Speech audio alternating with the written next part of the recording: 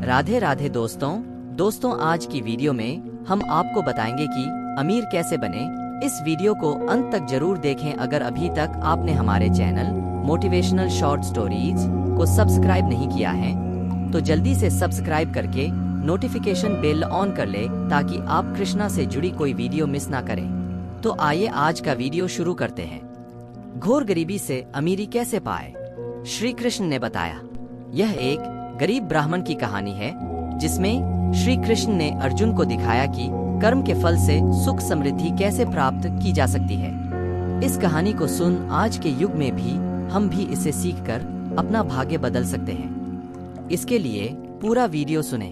एक दिन श्री कृष्ण और अर्जुन बातें करते हुए महल से दूर निकल गए। मार्ग में उन्होंने एक गरीब ब्राह्मण को भिक्षा मांगते हुए देखा।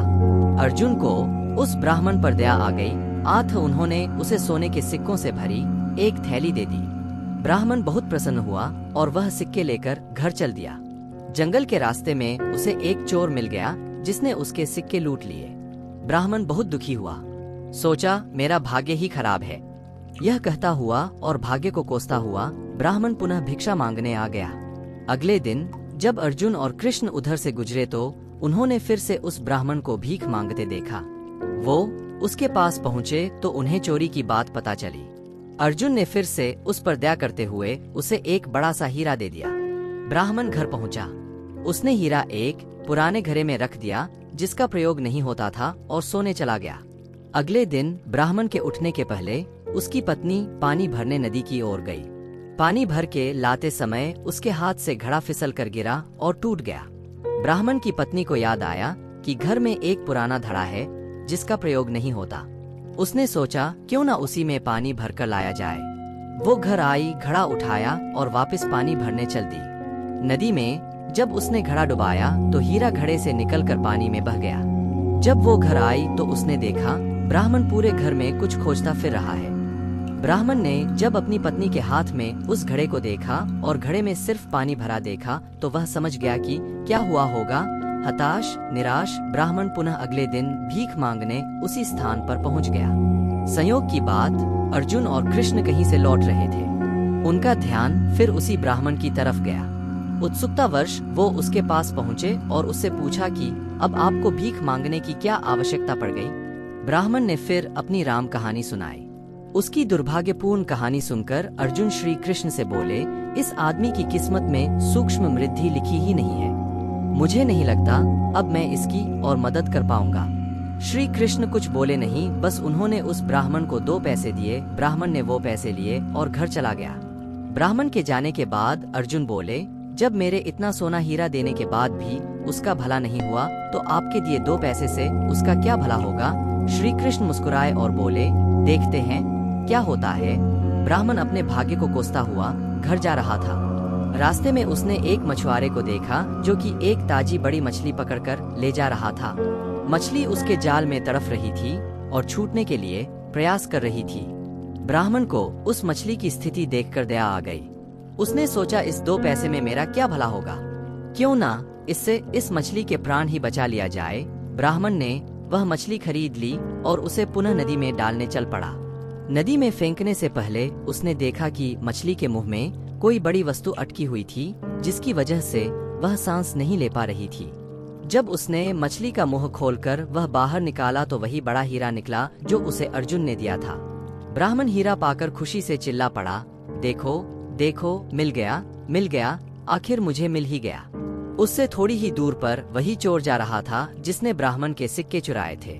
उसने जब यह आवाज सुनी और ब्राह्मण को नदी की तरफ से आते हुए देखा तो चोर डर गया।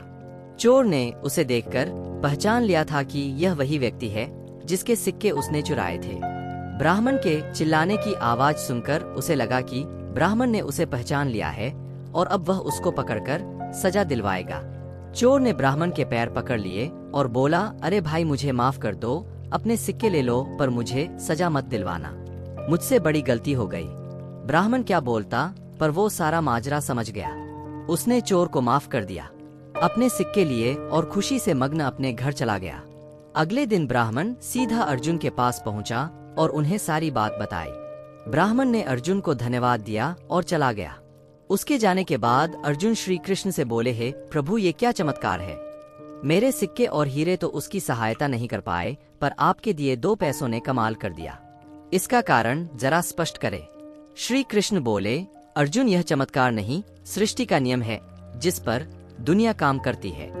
जब उसके पास ढेर सारे सिक्के और हीरे थे तो वह सिर्फ अपने बारे में, अपनी जरूरतों के बारे में ही सोच रहा था, लेकिन जब उसके पास 2 पैसे थे तो भी उसने उस मछली के भले के लिए खर्च कर दिए। इसलिए फिर उस ब्राह्मण की जरूरतों की जिम्मेदारी मैंने ले ली। हे अर्जुन, सत्य तो यही है कि जब तुम किसी दूसरे व्यक्ति के दुख दर्द से द्रवित होते हो या अपने सिवा किसी और की जरूरतों की चिंता करते हो, उन लोगों के दुख दूर करने और उनकी जरूरत पूरा करने का प्रयास करते हो, तो तुम भगवान के कार्य में हाथ बंटा रहे होते हो। फिर तुमको अपनी चिंता करने की आवश्यकता नहीं, तुम्हारी जरूरत भगवान खुद पूरी करते हैं। कई बार देखने में आता है कि लोग अत्यधिक महत्वाकांक्षी होने के साथ साथ बहुत लालची और स्वार्थी भी हो जाते हैं। वे अपने लिए प्राप्त करने की होड़ में दूसरों का हक भी छीनने से नहीं कतराते। वहीं ऐसे भी व्यक्ति होते हैं जो अपने भले के साथ दूसरों का भला भी सोचते हैं। वह दैवीय सत्ता में अपना सही भाग निभाते हैं। ठीक इसी प्रकार जैसे कि कोई राज दरबार का मंत्री जब राजा का कार्य करता है तो राजा उसके अभाव को सहज ही पूरा कर देता है। इसी प्रकार ईश्वर भी अपने सृष्टि में सकारात्मक भाग निभाने वाले सज्जन व्यक्तियों की सहायता करते हैं। अपने सुगमों से, विश्वास और मेहनत से परोपकार का भाव लिए ऐसे व्यक्ति अपने दुर्भाग्य को भी सौभाग्य में बदल लेता है, क्योंकि उसके साथ दैवीय सहायता सदैव बनी रहती है। भगवान श्री कृष्ण ने अर्जुन से 3 मुख्य कार्य कहे हैं। अर्जुन, यदि तू धन की कमी नहीं चाहता है, यदि तू सदैव आगे बढ़ना चाहता है, तो ये 3 मार्ग अपना ले, कभी भी तेरे पास धन की कमी नहीं होगी। भगवान श्री कृष्ण ने 3 मार्गों का बखान करते हुए कहा कि पहला मार्ग है, आज का कार्य आज ही कर लो। आज का कार्य किसी भी अवस्था में कल पर मत छोड़ो। यदि आज का कार्य कल पर छोड़ा जाएगा तो अवनति होना तय है। यदि आज का कार्य आज ही किया जाएगा तो तरक्की की राह खुल जाएगी। कोई वजह नहीं रहेगी कि तुम आगे ना बढ़ो। भगवान श्री कृष्ण के इस मार्ग के अनुसार यदि हम इसका विश्लेषण करें, यदि हम इसकी चर्चा करें तो बिल्कुल सही है। यदि हम आज का कार्य आज ही करते रहें तो हम तरक्की करते रहेंगे। यदि हम सदैव दिल लगाकर अपना काम कर ले तो हम उसी प्रकार होंगे जैसे भगवान हाथ पकड़कर हमें आगे कर रहे हैं। इसलिए कभी भी आज का कार्य कल पर नहीं छोड़ना चाहिए। जब हम आज का कार्य कल पर छोड़ते हैं तो हम पीछे की ओर जाते हैं, परंतु हम जब आज का कार्य आज ही कर लेते हैं तो हम तरक्की की ओर जाते हैं। फिर हम नया कार्य पकड़ने की ओर सोचने लगते हैं। हमारे ग्रंथ कहते हैं कि यदि आप आज का कार्य आज कर लेते हैं तो आप एक तरह से फ्री हो जाते हैं, और जब आप फ्री हो जाते हैं तो फिर आप तरक्की करने की बात सोचने लगते हैं। यदि आपने आज का कार्य नहीं किया तो आप उसी को समापन करने के लिए सोचते रहेंगे, परेशान होते रहेंगे। मानसिक रूप से आप बहुत अधिक परेशान हो जाएंगे कि मेरा इतना काम पेंडिंग पड़ा है, परंतु जब आप सारे कार्य समाप्त कर लेंगे तो आप एक फ्री ऑफ माइंड हो जाएंगे, आपकी तरक्की मानी जाएगी। भगवान श्री कृष्ण ने जो दूसरा कार्य कहा, उन्होंने कहा, अर्जुन, यदि जिंदगी में आगे बढ़ना है, यदि तरक्की करनी है, तो फिर तू धर्मार्थ में भी धन लगा सकता है। जैसे लोग अपना धन बैंकरों में जमा करते हैं, उसी प्रकार लोग भगवान श्री कृष्ण के कहे अनुसार धर्म पर भी अपना धन लगा सकते हैं। यानी यदि दान पुण्य किया जाता है, यानी यदि धर्म के नाम पर धन खर्च किया जाता है, तो भगवान श्री कृष्ण ने कहा कि जो धर्मार्थ प्रदान खर्च करता है, मैं 10 गुना उसे वापस करता हूँ। यानी यदि अमीर होना चाहते हैं, यदि आप एक अकाउंट उस भगवान के घर में भी खोलना चाहते हैं, तो आप दान पुण्य करें, तो आपको 10 गुना धन उस परमात्मा के घर से वापस मिलेगा। कहने का अर्थ यह है कि आपने किसी गरीब की मदद की, आपने उस पर 1000 रुपए खर्च कर दिए, तो परमात्मा के घर से 10,000 रुपए का फायदा आपको मिलना तय होगा।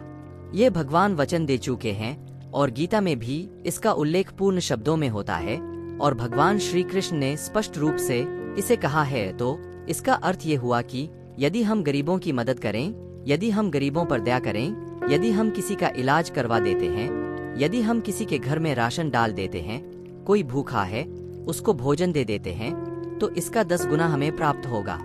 भगवान ने कहा, जो मेरी भक्ति में एक पल भी कष्ट उठाता है, यानी पाठ पूजा करते हुए आपने एक पल भी यदि कष्ट उठाया है, तो प्रभु कहते हैं मैं 10 गुना वापस किया करता हूँ, उसको 10 गुना सुख दिया करता हूँ। इस पर हम चर्चा करें तो ये बहुत बड़ा विषय है, इसलिए इसको यहीं पर इतना ही कहकर मैं तीसरे मार्ग पर जाना चाहता हूँ, जो भगवान श्री कृष्ण ने अमीर बनने का तीसरा मार्ग बताया। भगवान ने कहा, अर्जुन अपनी योग्यता पहचान कर यदि कार्य किया जाए ये सोचते हुए कि कोई भी कार्य छोटा नहीं होता है, यदि अपनी योग्यता के अनुसार किसी भी कार्य को छोटा बड़ा नाम मानते हुए कर लिया जाए तो कभी भी आर्थिक तंगी नहीं आ सकती है। भगवान कहते हैं कि सभी कार्य बड़े होते हैं और जब हम अपनी योग्यता के अनुसार कार्य नहीं करते हैं तो हम उतनी तरक्की नहीं करते हैं। एक व्यक्ति को कार्य तो कोई और आता है, परंतु उसे छोटा मानकर वे कोई और कार्य किया जा रहा है जिसमें उसकी योग्यता नहीं है। अब जिस कार्य में योग्यता नहीं होगी वह कार्य आप कर नहीं पाएंगे, और जब आप कार्य ठीक ढंग से कर नहीं पाएंगे तो तरक्की करेंगे नहीं, और जब तरक्की करेंगे नहीं तो धन आपके पास कहाँ से आएगा। यदि सभी कार्यों को एक समान माना जाए और वही कार्य किया जाए जिसमें हमारी दक्षता है, जिसमें हम निपुण हैं, तो आप देखेंगे वह कार्य खेल खेल में हो जाएगा। यानी जो कार्य हम बहुत अच्छी तरह से जानते हैं, हमें वह कार्य करना एक खेल लगेगा। हम बहुत प्रेम पूर्वक उस कार्य को कर लेंगे, परंतु जब हम उस कार्य को नहीं कर रहे हैं और किसी मुश्किल कार्य को पकड़ रहे हैं जो हमें आता नहीं है, जो हम जानते नहीं हैं, जिसमें हमारी निपुणता नहीं है और जिसमें हमारा दिल भी नहीं लगता है, तो हम देखेंगे कि हम उस कार्य में तरक्की नहीं करेंगे। परंतु जब हम जिस कार्य में निपुण हैं, जो हमारे ब्लड में है, तो हम बहुत तरक्की करेंगे। हमने आज ये जाना कि हम यदि 3 बातों पर अमल कर ले, 3 मार्ग अपना ले। सबसे पहला कि हमने अपना कार्य आज का आज करना है, कल पर नहीं छोड़ना है, क्योंकि यदि कल पर कार्य छोड़ा जाएगा तो उसको समाप्त करने की चिंता में ही हम बैठे रहेंगे। हम कुछ नया करने की बात नहीं सोच पाएंगे, और जब हम कुछ नया करने की बात नहीं सोचते हैं तो हमारी तरक्की रुक जाती है। इसी प्रकार दूसरा कार्य कि हम धर्म पर चलते हुए यदि धन को धर्म में खर्च करेंगे तो हमारे धन को पवित्र माना जाएगा, हमारा धन पवित्र हो जाएगा और हमारे पास धन की कमी नहीं रहेगी, और परमात्मा के घर से भी 10 गुना होकर वह धन वापस आएगा। तीसरा कि जो कार्य सबसे पसंद है, हमें वो कार्य करना चाहिए जो कार्य हमें आता है, जिसमें हम निपुण हैं। जब हम उस कार्य को करते हैं तो हमारी तरक्की को कोई नहीं रोक सकता है। हम निरंतर आगे बढ़ते जाते हैं और हम बहुत आगे निकल जाते हैं। कोई भी अमीर व्यक्ति यूं ही अमीर नहीं बन जाता। अमीर बनने के लिए सोच और संस्कार भी अमीरी के अपनाने पड़ते हैं, अर्थात ऊंची सोच और ऊंचे विचार भी अपने स्वभाव में लाना पड़ता है। इसी के सहारे अमीरी का रास्ता तलाशा जाता है। निश्चित रूप से ऐसे ही व्यक्ति सफल होते हैं। लक्ष्य प्राप्त वही व्यक्ति करता है जिसमें लक्ष्य प्राप्ति की प्रबल इच्छा जागृत रहती है। उस लक्ष्य तक पहुंचने के लिए वह दिन रात संघर्ष करता है। वर्तमान समय में नौकरी पाने की चाहत सभी लोग रखते हैं। यह नौकर की सोच है जो सदैव नौकर बनाकर ही रखती है। इससे बाहर निकलते हुए अपने मस्तिष्क का दायरा विस्तृत करना चाहिए और पार्टनरशिप या मालिक बनने की सोच जागृत करनी चाहिए। यह सच है कि व्यक्ति जिसे प्राप्त करने की इच्छा के साथ कार्य करता है वह उसको निश्चय ही प्राप्त कर लेता है। अगर व्यक्ति अमीर बनना चाहता है तो उसके मार्ग में गरीबी कभी बाधा नहीं बन सकती, क्योंकि वह गरीबी से ऊपर उठकर सोचता है। यह सोच उसे अमीर बना देता है।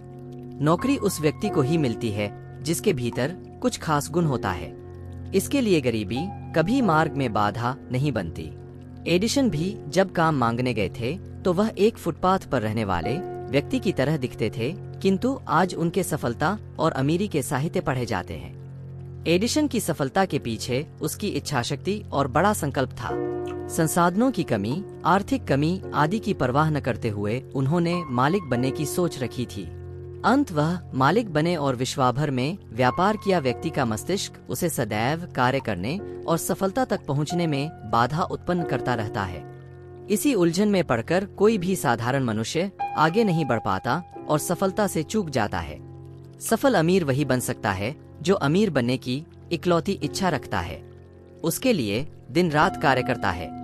साथ ही वह उन अवसरों को ढूंढता है जो उसे अमीरी की दुनिया में पहुंचा देता है। सफलता को प्राप्त करने के लिए व्यक्ति की पूर्ण समर्पण, भावना तथा एकाग्रता की आवश्यकता होती है।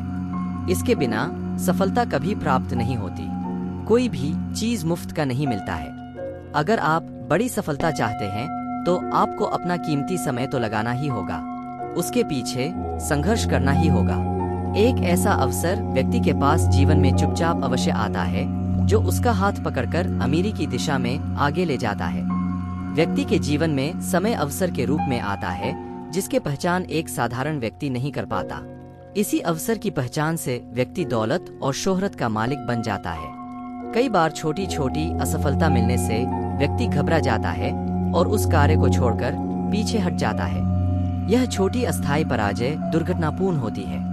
जो व्यक्ति इस अस्थायी पराजय से घबराता नहीं है, वह अमीरी का इतिहास लिखता है। मेहनत और संघर्ष करने वाले व्यक्ति के पास सफलता चुपचाप और पिछले दरवाजे से आता है। इसकी पूर्व सूचना नहीं होती है।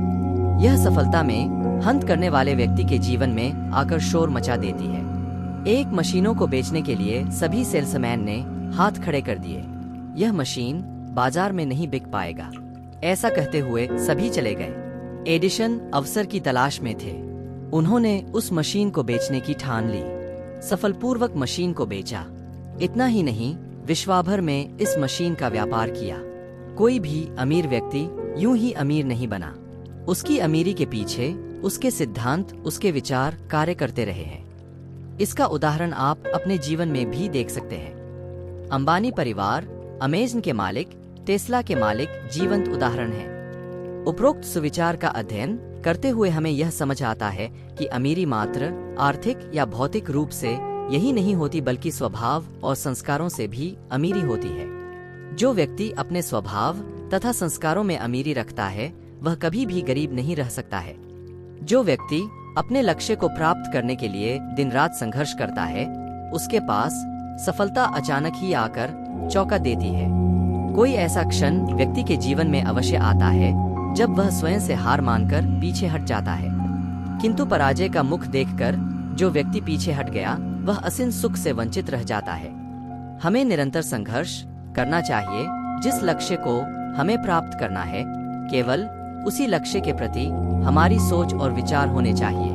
हमारी क्रिया प्रतिक्रिया सभी उसी के प्रति होनी चाहिए। कोई भी चीज मुफ्त में नहीं मिलती, उसके लिए त्याग और परिश्रम तो अवश्य होता है। तो आप सोचिए, अपने ऊंचे लक्ष्य की प्राप्ति के लिए आप क्या त्याग सकते हैं? यह मन में बिठा लीजिए, कुछ भी मुफ्त की चीज नहीं होती। आपको त्याग या उसका मूल्य अवश्य ही चुकाना पड़ेगा, चाहे वह मूल्य आप परिश्रम से चुकाएं या समय देकर चुकाएं। तो आपको ये जानकारी अच्छी लगी होगी। वीडियो को लाइक जरूर करें। हर कमेंट में ही जय श्री कृष्ण और जय मां लक्ष्मी लिखिए। साथ ही चैनल मोटिवेशनल शॉर्ट स्टोरीज को सब्सक्राइब करना ना भूलें। आप सभी का धन्यवाद। जय श्री राम, जय श्री कृष्ण, राधे राधे।